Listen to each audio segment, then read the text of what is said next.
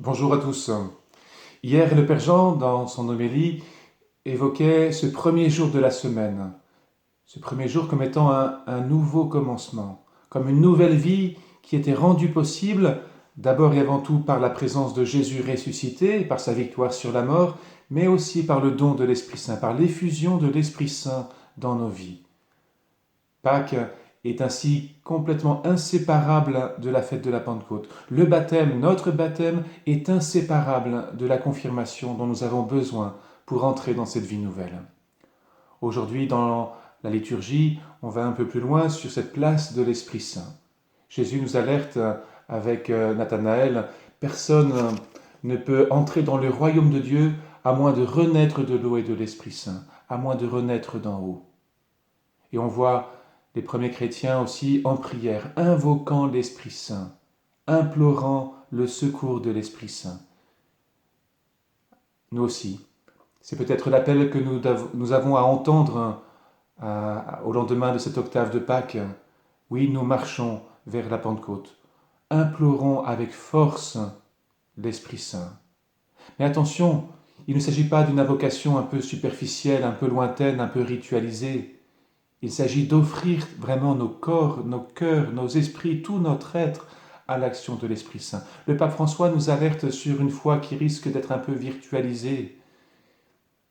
Jésus, c'est par la chair, dans la chair, qu'il nous rejoint. C'est dans la chair aussi qu'il nous offre son Esprit Saint. C'est dans la chair aussi que nous le recevons.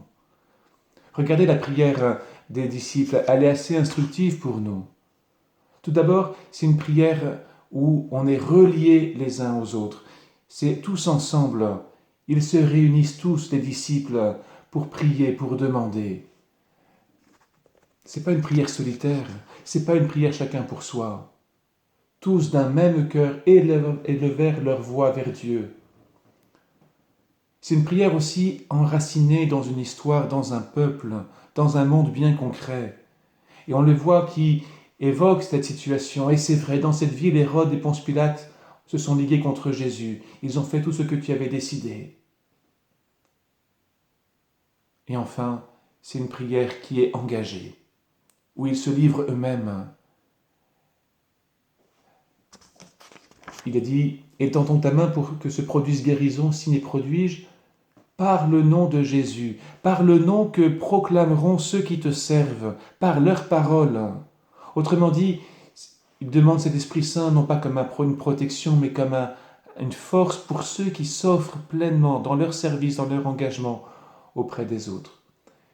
Eh bien, c'est ainsi, oui, par cette prière vraiment où nous sommes en relation les uns avec les autres, en communion les uns avec les autres, ancrés vraiment dans l'histoire de notre temps, de notre monde, des drames qui se jouent, mais en même temps totalement offerts et engagés. Oui, c'est là que notre prière, c'est notre demande à l'Esprit Saint pourra être féconde. Alors oui, invoquons l'Esprit Saint avec force.